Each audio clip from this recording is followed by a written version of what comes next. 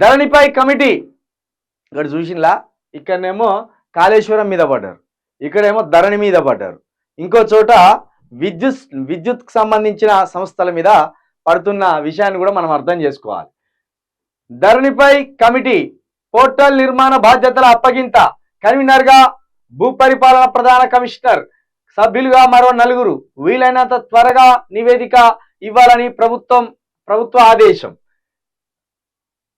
భూ సమస్యల పరిష్కారానికి ధరణి పోర్టల్పై ప్రభుత్వం ప్రత్యేకంగా కమిటీని ఏర్పాటు చేసింది. కన్వీనర్తో పాటు 4 సభ్యులను నియమించింది.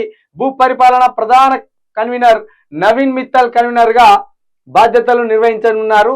రైతుల సమస్యలపై పట్టున్న కిసాన్ కాంగ్రెస్ జాతీయ అధ్యక్షుడు ఏ కోదండరెడ్డి, మాజీ ఐఏఎస్ భూ పరిపాలన ప్రధాన కమిషనర్గా పనిచేసిన రెమాండ్ పీటర్లకు కమిటీలో సభ్యులుగా స్థానం కల్పించారు. మొత్తానికి ఇది ఏంటంటే ధరణిలో ఏమేమి లోపాలు ఉన్నాయి, ధరణి సమస్యల సంబంధించి భూ సమస్యలకు సంబంధించి ఒక ప్రత్యేక కమిటీని అయితే ఏర్పాటు చేయడం జరిగింది.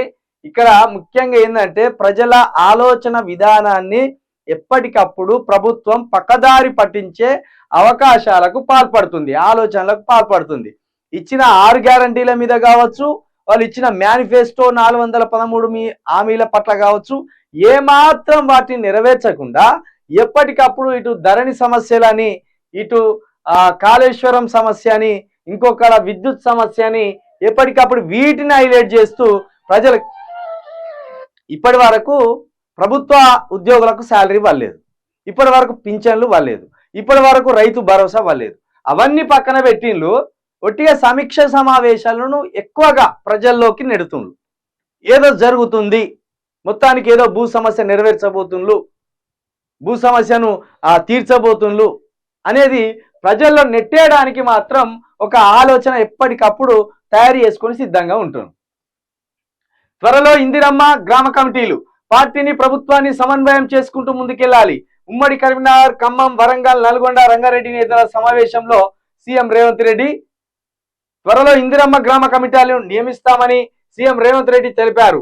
జిల్లాల వారీగా సమావేశాల నిర్వహణలో భాగంగా మంగళవారం ఇక్కడ ఖమ్మం, వరంగల్, నల్గొండ, రంగారెడ్డి ఉమ్మడి జిల్లాల ఎమ్మెల్యేలు ఇటీవల ఎన్నికల్లో ఓడిపోయిన పార్టీ నేతలతో ఆయన సమీక్షలు జరిపారు. నిన్న రేవంత్ రెడ్డి అట సచివాలయంలో ఉన్నాడట, సెక్రటరియట్లో ఉన్నాడట.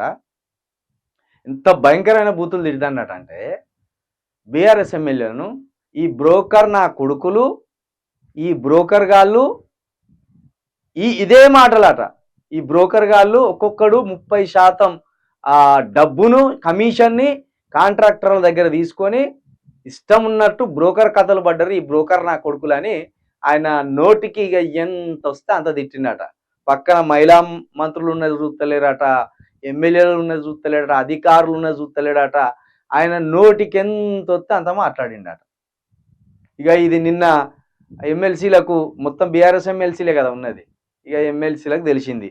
ఇక వాళ్ళు ఉప్పు మీద నిప్పు మీద ఉప్పులాగా వాళ్ళు రగిలిపోతానట. ఇప్పుడు రేవంత్ రెడ్డిని ఎవరేం చేయలేరు, అదే ఆయన భరోసా.